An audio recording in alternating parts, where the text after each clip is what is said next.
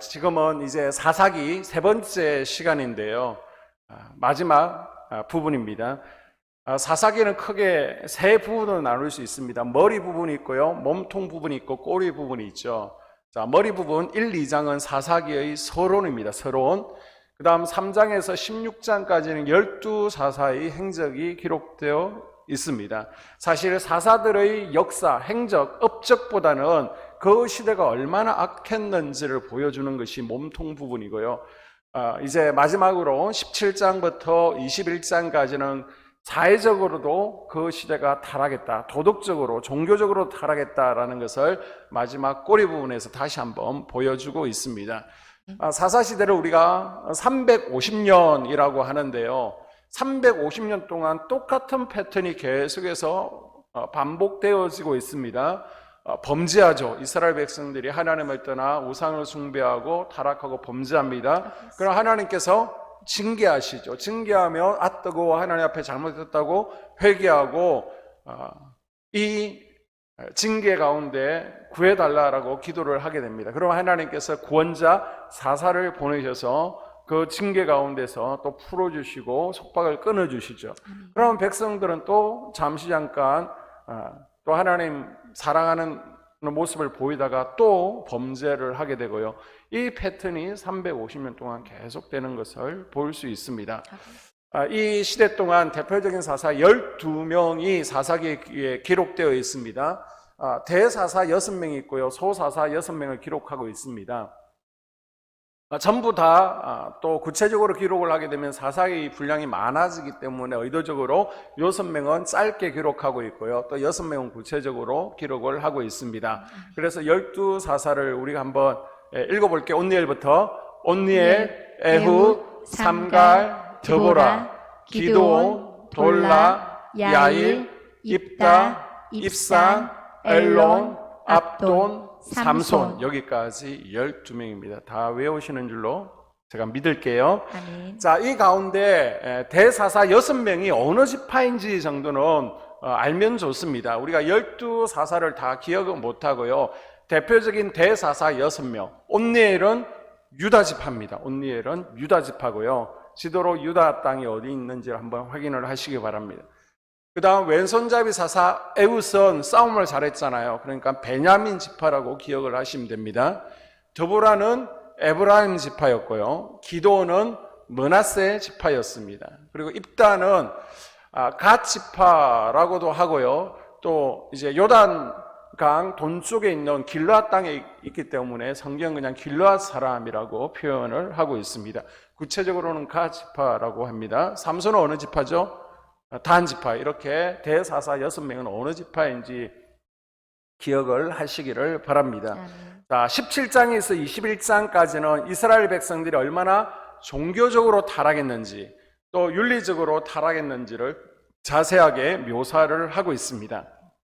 그래서 성경 17장을 펴시고요, 17장에 보게 되면 미가의 가족이 있습니다. 사마리아 그 지역, 유다 중간 지역에 미가의 집이 있는데 그 가족들이 우상 숭배하는 모습을 다루고 있습니다. 17장에 타락한 한 가정이 나오는데 읽었던 2절을 보게 되면 아들이 못됐죠. 어머니의 것을 훔칩니다. 그것도 아주 많이, 언천백개를 훔쳤습니다. 그리고 나서 모른 채 시치미를 떼고 있는 겁니다. 이때 그 엄마가 누가 훔쳐갔는지 너무 화가 나가지고 훔쳐간 사람에게 막 저주를 퍼붓는 겁니다. 자다가 코피를 흘려라, 뒤로 넘어져서 코가 깨져라 그러면서 문둥병에 걸려라 그러면서 계속 저주를 하는 거예요. 이 아들이 그 저주를 듣고 있으니까 무서운 겁니다. 두려운 거예요. 혹시 그 저주가 내게 임하면 어떻게 하나. 그래서 어머니한테 다시 돌려주게 되죠. 사실은 제가 훔쳤습니다, 죄송합니다 라고 훔쳤던 은을 돌려주게 됩니다. 엄마는 깜짝 놀란 거예요. 내가 그렇게 심하게 저주를 부었는데 그 저주의 대상이 누구예요? 자기 아들입니다. 그래서 큰일 났다, 이 저주가 우리 아들에게 임하면 안 되는데 어떻게 하지 라고 하다가 그 은을 가지고 한 신상을 만들게 됩니다. 신상을 만들면서 거룩하게 하나님께 드리노라. 저주가 현실로 나타날까봐 그 저주를 끊기 위해서 3절에 여호와께 거룩히 드린다. 하나님께서는 분명히 신상을 만들지 말라고 하셨습니다. 하늘로나 땅으로나 우상을 만들지 말라. 아멘. 신상을 만들지 말라고 분명히 명령하셨습니다. 아멘. 그런데 우상을 만들고 그것을 하나님께 드린다. 말도 안 되는 소리를 하고 있는 것이죠. 벌써 종교적 타락, 종교가 혼합되고 있는 순수하지 못한 모습을 보여주고 있는 것입니다. 지금 자기가 어떤 죄를 범하고 있는지도 스스로 깨달지도 못하는 거예요. 그래서 나 자신을 돌아보면서 혹시 나는 말과 행동 가운데 지금 하나님의 영광을 가리고 있는데 하나님을 욕되게 하고 있는지 나는 모르고 하나님께 영광 돌리고 있다. 본인은 생각하고 있지 않은지 한번 점검해 볼 수 있기를 바랍니다. 아멘. 내 자신 가운데요, 내가 모르는 영역들이 있습니다. 내 성격 가운데도 내가 알지 못하는 성격이 있습니다. 보이지 않는 영역이, 보이지 않는 상이라는 영역이 있는데요. 그럼 이것을 알기 위해서는 어떻게 해야 될까요? 옆에 물어봐야 되겠죠. 그래서 여러분이 속회에 가서 조용히 속장님께만 물어보세요. 또 막 얘기하면 자존심 상하잖아요. 그러니까 속장님한테 조용히 혹시 나에게 내가 알지 못하는 부분들, 또 고쳐야 될 부분들이 있는지, 하나님의 영광을 가리는 부분이 있는지 여쭤보시고요. 거기 어려우면 집에 가서 물어보세요. 남편에게, 아이들에게 혹시 나에게 또 모난 부분들이 있는지를 물어보시고, 또 하나님께서 기뻐하시는 성품이 될 수 있기를, 삶이 될 수 있기를 주님의 이름으로 축복합니다. 아멘. 5절에 미가의 집에 우상을 만듭니다. 우상을 모셔드릴 집을 만들어 놓고요, 그곳에 에봇, 드라빔을 또 만듭니다. 한 아들을 거기 자기 집에 제사장으로 세웠습니다. 그런데 그곳에 마침 베들레헴에서 도저히 먹을 것이 없으니까, 생활이 안 되니까 그냥 길을 떠난 레인 청년이 지나가게 됩니다. 만나게 됩니다. 제사장이에요, 알고 보니까. 그래서 뭔가 부족하다 싶은 차에 레인 제사장이 있으니까 그냥 우리 집에 개인 제사장이 되어주세요. 개인 제사장으로 채용을 하게 됩니다. 자, 10절에 보게 되면 개인 제사장이 되어서 지금 개인으로부터 이렇게 먹을 것들 공급받고 그곳에서 우상을 숭배하는 일을 제사장이 지금 감당을 하고 있죠. 제사장의 역할은 무엇입니까? 율법을 가르치고 그곳에서 하나님을 예배할 수 있도록 자기가 거해야 될 성읍이 있습니다. 지금 이 제사장은요, 베들레헴에 있어야 됩니다. 그곳에서 하나님을 예배하고 율법을 가르쳐야 되는데 먹고 살기가 힘드니까 그 땅을 떠나서 지금 미가의 집에서 개인 제사장의 역할을 하게 되는 겁니다. 레위 청년 같은 성직자들의 생활을 백성들이 지금 11조로 돌봐주지 않으니까 할 수 없이 돈 때문에 사명의 자리를 떠나는, 그래서 우상 숭배에 동참하는 제사장조차도 타락한 아픈 현실이 사사시대에 있었다라는 것을 지금 설명하고 있는 것입니다. 아멘. 자, 여러분, 이 레위인 청년 제사장이 누군지 18장 30절에 설명을 하고 있습니다. 18장 30절. 단 자손이 자기들을 위하여 그 새긴 신상을 세웠고 모세의 손자요 게르솜의 아들인 요나단과 그의 자손은 단 지파의 제사장이 되어. 아멘. 아멘. 게르솜의 아들 요나단과 그의 자손들이 단 지파의 제사장이 되어. 아주 충격적이죠. 지금 누가 제사장이 되었다고요? 모세의 손자가. 누가? 우리가 알고 있는 모세의 손자가 지금 우상을 숭배하는 제사장이 되었습니다. 모세의 손자가. 지금 여러분의 자녀는 무엇을 하고 있습니까? 여러분의 손주들은 무엇을 하고 있습니까?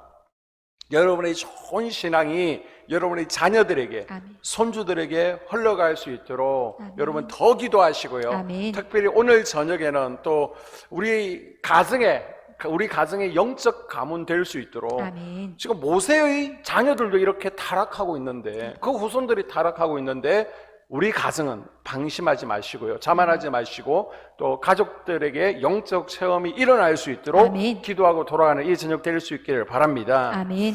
지금 이것을 보게 되면 사사기 17장 18장은 사실은 삼손 이후에 있는 350년 그 이후의 이야기 같지만은 지금 모세의 손자가 나오고 있습니다. 그러면 시기적으로 언제라는 거예요? 사사기 초반부에 해당되고 있는 것인데, 사사기 초반부에 있었던 그러한 타락상들을 지금 뒤후반부에 얼마나 종교적으로 또 사회적으로 타락했는지 일부러 뒷부분에 지금 배치를 하고 있다라는 것을 여러분 기억을 해 주시기를 바랍니다. 아멘. 자, 12지파 가운데 단지파가 있습니다. 이 단지파가 얻은 땅은요, 이제 지도에 나올 텐데 지중해 해변에 있는 좋은 땅을 얻게 됩니다. 그런데 이 좋은 땅에는 당연히 좋으니까 가나안 족속들이 있겠죠. 그곳에 블레셋 족속과 아모리 족속이 있습니다. 모세와 여호수아는 뭐라고 했어요? 쫓아내고 그 땅을 차지하라고 했습니다. 아멘. 그런데 도저히 쫓아낼 수가 없다라고 생각을 한 거예요. 쫓아낼 마음이 없습니다. 땅이 비좁다라고 불평하면서 새로운 땅을 찾아가죠. 그것이 어디냐? 제일 북쪽, 우리로 치면 지금 서울 정도, 아니 인천 정도에서 지금 백두산까지 올라간 겁니다. 라이스라는 지역인데요. 그곳에서 본인들이 거할 장소를 찾게 되는 것이죠. 그러니까 지금 사사기 초반부 일입니다. 단 지파가 이곳을 이제 탐색을 한 후에 이곳에 우리가 같이 집단 이주를 하면 되겠다라고 해서 단 지파가 통째로 블레셋이 있던 지중 해변에서 저 북쪽으로 단체로 지파 전체가 이사를 가게 되죠. 자, 그곳에 정착하게 되는데 문제는 지금 성전에서 지금 실로의 성막이 있는데요. 성막에서 너무나 멀어졌습니다. 그러다 보니까 지금 하나님을 섬겨야 되는데 그게 힘들잖아요. 그러다 보니까 마침 정탐꾼들이 다음 화면을 보시면요. 저 북쪽으로 정탐을 가게 될 때에 사마리아 지역의 미가의 집을 지나가게 됩니다. 그곳에 보기 좋은 신상이 있고요. 또 그곳에 개인 제사장이 있는 것을 보게 됩니다. 그래서 이 신상을 가지고 와서 하나님 대신 섬기고 이 제사장이 또 우리 단지파의 제사장이 되면 좋겠다라고 해서 다 뺏어가 버립니다. 단지파가 라이스로 집단 이주를 하고 나서 몇 명을 특공대로 파견해 가지고요. 일부러 또 미가의 집까지 와서 신상도 우상도 뺏어가고요. 제사장까지도 뺏어가는 종교적으로 타락한 모습을 보여주고 있습니다. 아멘. 지금 한 가정의 타락이요, 온 지파의 타락으로 퍼져가고 있는 것이죠. 이것이 계기가 되어서 훗날 여로보암이요, 예루살렘 성전을 던지고 금송아지 우상을 세우는 일에 빠지게 되는데 이 금송아지를 베델의 한 곳에 두게 되고 또 한 곳에 두게 되었습니다. 그곳이 어디입니까? 바로 단이라는 것이죠. 이들이 이사간 지역에 이제 불씨가 된 것입니다. 이 미가의 신상이 불씨가 되어서 점점 우상 숭배에 빠지게 되고요. 결국은 금송아지까지 숭배하는 우상 숭배에 빠지게 되더라는 것입니다. 이 원인을 제공한 것이 누구라는 거예요? 미가의 집이었다는 것이죠. 아멘. 약속의 땅에서 멀어지게 되면요, 하나님의 성전에서 멀어지게 되면 하나님과의 관계도 멀어지고 이방인들과 동일한 우상 숭배에 참여하고 타락한다는 것을 우리는 단지파를 통해서 교훈을 얻을 수 있기를 바랍니다. 아멘. 그래서 여러분, 성전을 가까이 하는 것은 참 복입니다. 성전 가까이. 아멘. 우리 권사님 한 분은요, 성전 가까이 이렇게 이사 오신 분도 있잖아요. 참 복인 줄로 믿습니다. 아멘. 교회가 뜸해지면요, 정말 교회 오는 발걸음이 점점 횟수가 줄어들게 되면 하나님과의 관계도요 점점 멀어지게 됩니다. 이것은 영적 진리입니다. 교회에서 멀어지면요 하나님과의 관계도 멀어질 수밖에 없습니다. 교회를 가까이 하면요 하나님과 가까이 있을 수밖에 없습니다. 아멘. 또 다른 표현으로 하게 되면 하나님과 담임 목사와 개인, 나와의 관계는 정삼각형이다라고 볼 수 있습니다. 그래서 하나님과 나와 관계가 가까우면요 담임 목사와 관계가 가까울 수밖에 없습니다. 아멘. 이 시대에 하나님께서 또 주의 종을 교회에 세우시고 담임 목사를 통해서 영적 은혜를 주기 때문에 당연히 지금 중간자 역할을 하고 있는 담임 목사와 친밀한 관계를 가질 수밖에 없는 것입니다. 아멘. 저는 하나님과는 가깝는데 담임 목사님과는 안 가까워요. 그는 거짓말이라는 거예요. 말이 되지 않는다는 거예요. 하나님을 사랑하고 하나님을 가까이 하게 되면 그 하나님을 사랑하는 것을 교회를 사랑하고 또 주의 종을 사랑함으로 아멘. 표현하게 되어 있습니다. 아멘. 자, 그러면 반대적으로 나와 하나님과의 관계가 멀게 되어지면 담임 목사의 관계가 멀어지고요. 또 담임 목사와의 관계와 내가 멀어지게 되면요. 또 당연히 하나님과의 관계가 멀어지는 것을 경험을 통해서도 우리가 볼 수 있습니다. 이게 또 영적인 법칙이고요. 주변에 보게 되면 담임 목사를 멀리하는 분들이 있습니다. 점점 멀어지는 분들의 특징이 뭐냐 그러면 은혜가 식었다는 것이죠. 그래서 은혜가 있을 때는 목사님 그러면서 가까이 눈에 보이다가 점점 피하는 것을 보게 됩니다. 그래서 예배 마치고 나면 뒤에서 인사할 때에도요, 이쪽으로 나오지 않고 저쪽으로 빠져나가면서 인사 안 하고 점점 피하는 것을 볼 수 있습니다. 한번 자기 자신을 점검해 봐야 됩니다. 내가 하나님과 가까운 관계를 가지고 있는지. 목사와 가까우면 하나님과 가까울 수밖에 없습니다. 아멘. 미가 지파의 우상이 단 지파의 우상으로 확대되는데 미가 가정과 이 레위 제사장이 한 몫을 감당했습니다. 여러분, 나는 복음을 널리 전하는 것에 한 몫을 감당하고 있습니까? 아니면 우상의 세력을 확산하고 나쁜 영향을 미치는데 한 몫을 감당하고 있습니까? 여러분, 공동체는요, 한두 사람이 잘못 말하고 행동하게 되면 너무 쉽게 그 공동체가 파괴되어지고 심지어 온 나라, 민족도 나쁜 길로 빠질 수 있는 것을 우리는 역사를 통해서 배워야 됩니다. 아멘. 우리 일제시대도 우리 한 사람이 허리니까 일제 우리나라가 통째로 다 팔려버렸잖아요. 그래서 여러분, 포도원을 허는 것은 공용이 아닙니다. 포도원을 사람들이 함께 들어가서 허는 게 아니에요. 작은 여우 한 마리가 포도원을 허는 것이고요. 웅덩이 전체를 허리는 것은 미꾸라지 한 마리입니다. 그래서 우리 한소만 공동체를 하나님께서 지켜주시도록 이 저녁에 아멘. 기도합시다. 아멘. 그리고 내가 그 공동체를 파괴하는 데 쓰임받지 않도록 아버지. 철저하게 또 경계할 수 있기를 주님의 이름으로 당부를 드립니다. 아멘. 자, 19장에서 21장에 보게 되면요, 이제는 종교적으로 타락뿐만 아니라 또 도덕적으로도 얼마나 타락했는지 그 사회적 타락상을 보여주고 있습니다. 자, 19장에 보게 되면 레위인과 거의 첫 사건이 나오고 있는데, 자, 1절과 2절. 이스라엘의 왕이 없을 그때에 에브라임 산지 구석에 거류하는 어떤 레위 사람이 유다 베들레헴에서 첩을 맞이하였더니 그 첩이 행음하고 남편을 떠나 유다 베들레헴 그의 아버지 집에 돌아가서 거기서 넉 달 동안 지내매. 아멘. 아멘. 베들레헴에 한 레위인이 있습니다. 그런데요, 첩이 있습니다. 지금 종교적으로, 윤리적으로 모범이 되어야 될 거룩하게 구분될 레위인이 지금 첩을 두고 있습니다. 아버지. 그런데 문제는요, 또 이 첩이 바람이 났습니다. 그래서 이 레인에게 들통나니까 얻어맞을까봐 무서워서 친정으로 도망갔습니다. 그 당시 사이가 얼마나 부패해 있는가를 보여주는 것이죠. 레위인이 장인의 집에 가서 여자를 데려오기 위해서 장인의 집에 갔습니다. 아니, 그 딸이 오게 되면요, 이스라엘에서는 간음하면 돌에 맞아 죽어야 됩니다. 그런데 딸을 그대로 방치한 것은 지금 그 가정 가운데 신앙교육이 전무한 상태임을 알 수 있습니다.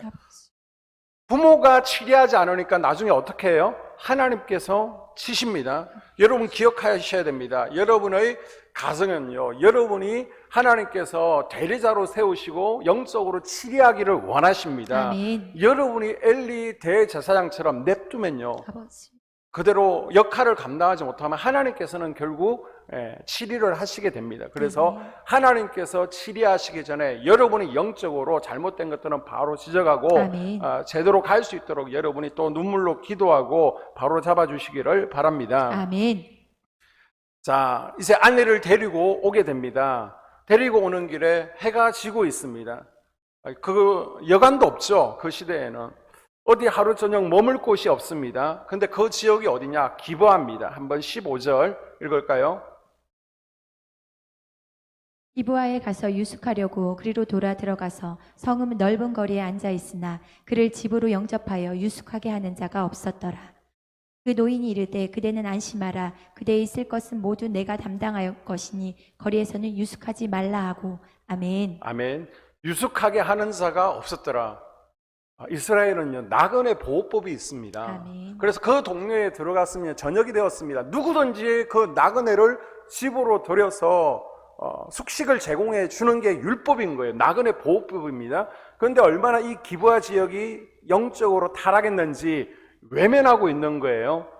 이 기브아 사람들이 외면하고 있을 때 다른 지파의 사람이요, 이 기브아 땅에 와서 살고 있는데 그것을 보고 이 레위인과 그 첩을 받아들이게 되죠. 한 노인이 영접했다라고 20절에 전하고 있습니다. 거리에서는 유숙하지 말라, 위험하니까.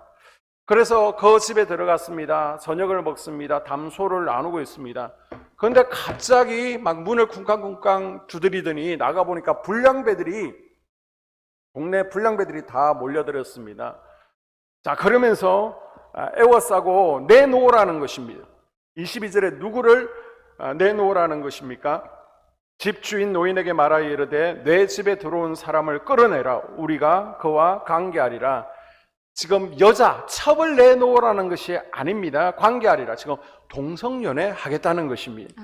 자, 23절에서 24절에 보게 되면 노인이 우리 동네에서 악을 행하지 말라. 하나님께서 싫어하시는 악을 더 이상 행하지 말라. 차라리 남자를 모르는 내 딸, 나그네 보호법 때문에 딸까지도 내어놓겠다는 것입니다. 아니면 이 첩을 내어놓겠으니 제발 이 제사장은 해하지 말라라고 합니다. 그것이 23절에서 25절입니다. 집 주인이 그 사람이 그들에게 나와서 이르되 아니라 내 형제들아 청하노니 이 같은 악행을 저지르지 말라. 이 사람이 내 집에 들어왔으니 이런 망령된 일을 행하지 말라. 보라, 여기 내 처녀 딸과 이 사람의 첩이 있은지 내가 그들을 끌어내리니 너희가 그들을 욕보이려든지 너희 눈에 좋은 대로 행하되 오직 이 사람에게는 이런 망령된 일을 행하지 말라 하나 우리가 듣지 아니하므로 그 사람이 자기 첩을 붙잡아 그들에게 밖으로 끌어내매 그들이 그 여자와 관계하였고 밤새도록 그 여자를 능욕하다가 새벽 미명에 놓은지라. 아멘. 영적으로 타락하게 되면요, 이제 양심이 죽게 됩니다. 그래서 지금 하나님 앞에서 악을 행하지 말라, 망령된 일을 행하지 말라 계속해서 얘기하지만은 이게 하나님의 음성인 줄로 믿습니다. 그런데 이들은 무시합니다. 듣지를 않습니다. 그래서 결국 첩을 내어주게 되죠. 밤새 이 불량배들에게 용난을 당하게 됩니다. 그리고 이 불량배들은 그대로 방치하고 떠나게 됩니다. 남편인 레이 사람이 아침에 일어나서 보니까 아내가 죽어 있습니다. 이 레이 사람도 참 못된 남자죠. 아니, 자기 아내가 지금 불량배들에게 끌려 나갔습니다. 그럼 밤새 뭐 해야 돼요? 기도해야죠. 울면서 걱정해야죠. 그런데 지금 찾지도 않고 지금 걱정도 하지 않고 잠만 자고 아침에 일어나서 그 첩에게 가야지 깨워보니까 흔들어 보니까 죽어 있었습니다. 이 레인 첩을 집단적으로 용감한 기브와 불량배들의 만행을 통해서 이스라엘 사회가 백성들이 윤리적 타락을 제어하는 능력을 상실하고 있음을 지금 보여주고 있습니다. 또한 하나님을 떠난 백성들이 얼만큼 타락할 수 있는가를 이 사건을 통해서 잘 보여주고 있는 것입니다. 그래서 20장에 보게 되면요, 이 레인이 이제 베들레헴으로 첩의 시신을 가지고 오게 됩니다. 그러고 나서 잘 장례를 치러주는 것이 아니라 이 시신을 또 12토막을 내게 됩니다. 그리고 나서 택배 상자에 담아가지고 12지파 대표들에게 택배를 보냅니다. 자, 이 각 12지파 대표들에게 택배가 왔습니다. 이게 무슨 택배지? 열어보니까 막 머리가 들어있고요, 팔이 들어있고 다리가 들어있습니다. 깜짝 놀랐죠. 그래서 12지파, 지금 11지파 대표들이 모인 거예요. 1절과 2절에 보니까 지파의 대표들이 모였습니다. 이에 모든 이스라엘 자손이 단에서부터 브엘세바까지와 길르앗 땅에서 나와서 그 회중이 일제히 미스바에서 여호와 앞에 모였으니 온 백성의 어른 곧 이스라엘 모든 지파의 어른들은 하나님의 백성의 총회에 섰고 깔을 빼는 보병은 40만 명이었으며. 아멘. 아멘. 이게 어떤 일인지 이 택배 주소를 보니까 베들레헴 제사장 되어 있잖아요. 호출했습니다. 그래서 무슨 일이 있었는지 설명하라고 하니까 이 레인이 울면서 내가 여차여차 해가지고 기브아에서 이런 일을 당했습니다. 너무나 억울합니다. 라고 이야기를 할 때 이 지파의 대표들이 이 사건의 추동자들이 사는 기브아를 군인들을 이끌고 가죠. 그 군인이 40만 명입니다. 그래서 베냐민 지파의 기브아 땅으로 가서 그 기브아 족속에게 이 불량배들을 내놓으라고 합니다.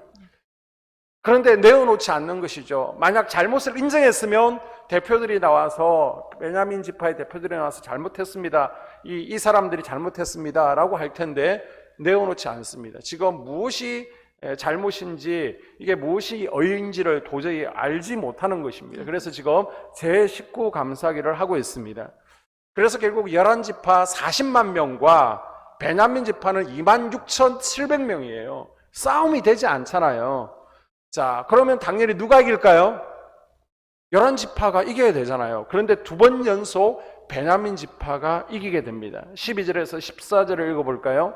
이스라엘 지파들이 베냐민 온 지파에 사람들을 보내어 두루 다니며 이르기를 너희 중에서 생긴 이 악행이 어찌 됨이냐 그런즉 이제 기브아 사람들 곧 그 불량배들을 우리에게 넘겨주어서 우리가 그들을 죽여 이스라엘 중에서 악을 제거하여 버리게 하라 하나 베냐민 자손이 그들의 형제 이스라엘 자손의 말을 듣지 아니하고 도리어 성읍들로부터 기브아에 모이고 나가서 이스라엘 자손과 싸우고자 하니라. 아멘. 아멘. 11지파 연합군이요, 두 번이나 계속 졌습니다. 아니, 40만 명이 26,000명과 싸워서 이기지를 못합니까? 우리가 생각할 때 이성적으로, 내 생각으로는, 내 눈으로는, 내 실력으로는 분명히 싸움에서 11지파가 이겨야 됩니다.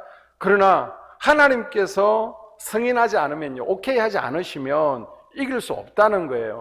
전쟁은 하나님께 속해 있습니다. 아멘. 그래서 이 11지파가 하나님 앞에 울면서 기도하죠. 23절에 보게 되면 여호와 앞에서 저물도록 울며 하나님께 기도하고 있습니다. 35절에서도 11지파가 하나님 우리를 도와주세요. 우리가 정의를 행하고 있는데, 심판하고 있는데 하나님 이렇게 지게 하시면 안 됩니다. 기도했더니요, 세 번째 전쟁에서는 드디어 하나님께서 이스라엘 연합군을 이기게 해 주셨습니다. 아멘. 자, 이렇게 베냐민과의 전쟁에서 26,700명과 전쟁에서 이 베냐민 지파가 다 죽임을 당하죠. 그리고 살아남은 자가 몇 명인지 아십니까? 600명이 살아남습니다.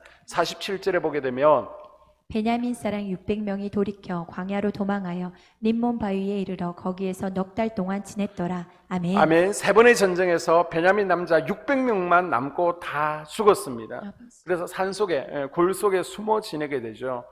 사람이요, 하나님의 징계를 맞으려고 하면 충고가 들리지를 않습니다. 하나님께서 마음을 강팍해 하십니다. 그래서 13절에 보게 되면 악을 제거하여 버리라 라고 하지만은 말을 듣지를 않습니다. 그래서 지금 충고가 들려지고요, 말씀이 귀에 들려지는 것은 은혜인 줄로 믿습니다. 아멘. 창세기 49장의 예언이 지금 그대로 성취된 것이죠. 49장 27절에 보게 되면 베냐민은 물어뜯는 일이라. 이 베냐민 지파의 포악한 성격에 대해서 야곱이, 그리고 모세가 이미 예언을 했습니다. 야곱은 베냐민의 기질을 물어뜯는 일이라, 사나운 야생 1위로 표현했습니다. 이런 기질을 가지고는 하나님께 크게 쓰임 받을 수가 없습니다. 그래서 하나님께서는 세 번의 전쟁을 통해서 이 베냐민의 허리를 뚝 분질러 놓으시는 거죠. 이런 기질을 꺾으시고 하나님께서 쓰시기에 좋은 기질로 다듬어서 사용하시게 됩니다. 그래서 27절에 보게 되면 아침에는 생애의 전반부에는 빼앗는 것을 먹고 저녁에는 생애 후반부죠, 움킨 것을 나누고 흘리고 끼치는 자, 인격적인 성수를 일하는 베냐민 지파가 될 것이다 라고 얘기했는데, 드디어 이 11지파와의 전쟁을 통해서 이들은 깨어지고 겸손하게 다듬어져서 이제 성숙을 이루게 된 것을 보게 됩니다. 사울도요, 강할 때 하나님께서 쓰시지 않았습니다. 사도행전 9장에 보게 되면 다메섹에서 하나님께서 치신 후에 다듬어서 온유하게 만드신 후에 바울로 사용하신 줄로 믿습니다. 아멘. 자, 6절에 보게 되면 11지파 연합은요, 이 베냐민 지파를 다 멸한 것에 대해서 후회를 하게 됩니다. 그 기브아 불량배들만 찾아내서 죽여야 되는데, 그렇다고 이 26,000명을 다 죽여버렸나, 후회를 하게 되죠. 한 지파를 살리는 방법이 뭐가 있을까? 그래서 600명에게 빨리 가정을 만들어 줘야 되겠다, 아내를 만들어 줘야 되겠다라고 11지파가 입을 모으게 됩니다. 그런데 문제는 지금 이 지파 가운데 여자가 없습니다. 다 죽였습니다. 그리고 누가 딸을 주겠습니까? 18절에 보게 되면요, 우리가 저들에게 딸을 주지 아니하고 다 망하게 하리라. 딸을 주면 여호와 앞에서 끊어지리라 라고 서로 맹세를 했습니다. 절대 딸 주지 마. 딸 주면 이제는 저주받을 거야. 서로 얘기했기 때문에 600명을 살리기 위해서는 여자가 필요한데, 아내가 필요한데 누구도 딸을 내어줄 수가 없는 것입니다. 그래서 이 11지파 지도자들이 꾀를 내었죠. 혹시 우리가 11지파가 연합전쟁을 펼칠 때에 전쟁에 참여하지 않은 지파 가운데 족속들이 있는지 한번 찾아봐라. 전쟁하면 반드시 전쟁에 동원이 되어야 됩니다. 그런데 길르앗 야베스 주민들이 참여하지 않은 것을 보게 됩니다. 그래서 그 책임을 물어서 그 길르앗 야베스 주민들을 죽이고요, 여자 400명을 구해서 죽게 됩니다. 자, 8절과 12절. 또 가로되 이스라엘 지파 중 미스바에 올라가서 여호와께 이르지 아니한 자가 누구뇨 하고 본즉 야베스 길리앗에서는 한 사람도 진에 이르러 총회에 참여치 아니하였으니 그들이 야베스 길리앗 주민 중에서 젊은 처녀 400명을 얻었으니 이는 아직 남자와 동침한 일이 없어 남자를 알지 못하는지라. 그들을 실로 진영으로 데려오니 이곳은 가나안 땅이더라. 아멘. 나머지 200명이 부족하죠. 그래서 19절과 21절에 보게 되면요, 200명의 가정을 만들어주기 위해서 여자를 납치해도 좋다, 여자를 훔쳐가라 라고 합니다. 이 여자를 어디서 훔쳐갑니까? 실로에 지금 성막이 있습니다. 절기 때가 되면 많은 여자들이 실로에 이제 절기를 지키기 위해서, 예배하기 위해서 이곳으로 모이게 되는데, 이 200명에게 가만히 숨어 있다가 예배 드리러 오는 처자들을 보쌈을 해서 가라는 겁니다. 그러자 이 200명의 베냐민 남자들이, 그러다가 우리가 또 11지파에게 얻어맞으면 어떻게 합니까? 절대 안 됩니다 라고 할 때, 우리가 모른 채 해줄게, 묵과해 줄게, 설명해 줄게 라고 하면서 이 납치를 독려를 하게 되죠. 자, 참 볼만합니다. 지금 사사시에 어떤 일이 일어나고 있습니까? 강간이 있었습니다. 살인이 있었습니다. 그 다음 토막 사건이 있었습니다. 죄를 인정하지 않고 그것 때문에 전쟁이 일어났습니다. 그리고 여자들을 납치하는 일들이 있습니다. 안 좋은 것들이 지금 다 사사시대에 일어나고 있습니다. 그래서 결론 부분 21장 25절에 이렇게 말하고 있습니다. 성경 21장 25절은 다 줄을 그어 두셔야 됩니다. 같이 읽습니다. 그때 이스라엘에 왕이 없으므로 사람이 각기 자기의 소견에 옳은 대로 행하였더라. 아멘. 아멘. 이것이 사사기의 주제요, 결론이라는 것입니다. 아멘. 여호와를 왕으로 삼고 말씀에 순종하며 살아야 되는데, 아버지. 하나님을 잊어버리고 마음대로 살았다라고 지금 정리를 하고 있습니다. 아버지. 그릇된 대로 행한 것이 아닙니다. 자기 옳은 대로 행한 것이죠. 아버지. 미가는 신상을 만들어서 여호와께 드리노라 우상 숭배를 했습니다. 레인 제사장은요, 나는 하나님을 섬긴다라고 하면서 우상을 섬겼죠. 기본도요, 그 사람들도 자기 옳은 대로 행했습니다. 동성연애, 죄를 인정하지 않는 거, 살인, 성폭행 나쁘다고 생각을 하지 않았습니다. 자, 자기 옳은 소견대로 행하는 것을 보면서 이 시대에 하나님의 백성들이 옳은 소견대로 행하고 있는 것은 무엇일까? 우리는 과연 옳은 소견대로 행하고 있는 것이 없는가 한번 점검해 볼까요? 마지막으로, 자, 우리가 코로나 때문에 2월 달부터 온라인 예배가 계속해서 이어지고 있잖아요. 그러다 보니까 우리가 불가피한 상황에서 어쩔 수 없이 온라인 예배를 드렸습니다. 이웃을 위해서, 또 여러분의 건강을 위해서 온라인 예배를 드렸는데, 이렇게 온라인 예배를 드리다 보니까 한 10개월 정도 됐잖아요. 이것이 익숙해져 버린 거예요. 그래서 20대들, 그리고 30대, 40대 초반의 젊은 아이들, 엄마들을 중심으로 이제 더 이상 교회 나가지 않겠다, 집에서 신앙생활을 하겠다라고는 놀라운 설문조사 결과가 나왔습니다. 그래도 우리 에스더는 이렇게 예배를 귀하게 여기고요, 매일 또 저녁에도 기도하러 오시고 또 예배마다 빠지지 않고 와주셔서 정말 감사합니다. 그런데 지금 한국교회 전체적으로 분위기가요, 30대, 40대 초반의 젊은 얼마들이요, 이제는 더 이상 교회 성전 예배를 드리지 않겠다는 거예요. 왜? 화장하기 귀찮거든요.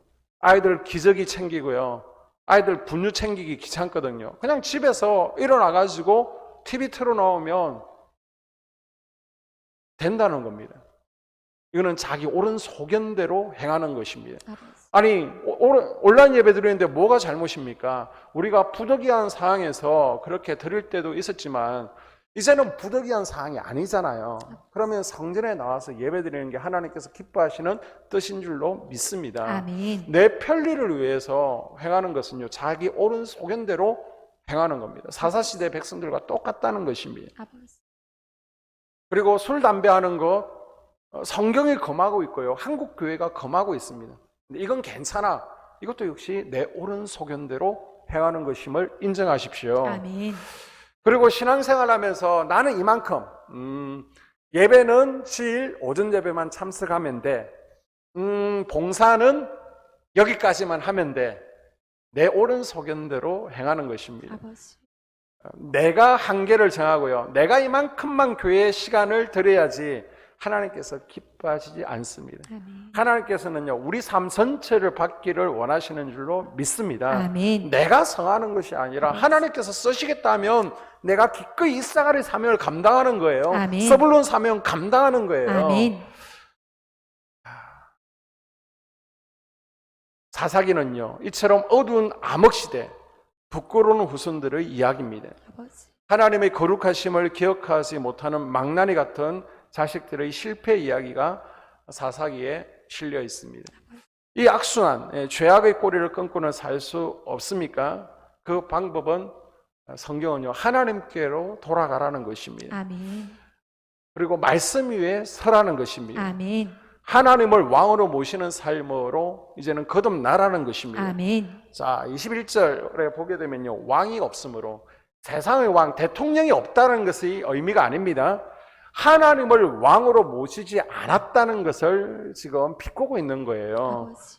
하나님을 왕으로 모셔야 내 인생 가운데 사사 시대는 피할 수 있음을 여러분 기억하십시오. 아멘. 그래서 이 저녁에 여러분 기도하실 때, 아버지. 하나님, 내가 우리 가정에 말씀 위에 서기를 원합니다. 아멘. 그래서 우리 자녀들에게 우리 가정에 사사시대가 오지 않게 해주시고, 아멘. 또 내 인생 가운데 하나님을 왕으로 모시기를 원합니다. 아멘. 내 옳은 소견대로 행하는 삶이 아니라 아버지. 하나님께서 원하시는 삶을 살아가게 하여 주시옵소서. 아멘. 그래서 내 삶 가운데, 우리 교회 가운데는 사사시대는 없습니다. 아버지. 바로 사무엘의 부흥의 시대가 임할 수 있도록 우리 다 함께 또한 나갈 수 있기를 주님의 이름으로 당부를 드립니다. 아멘.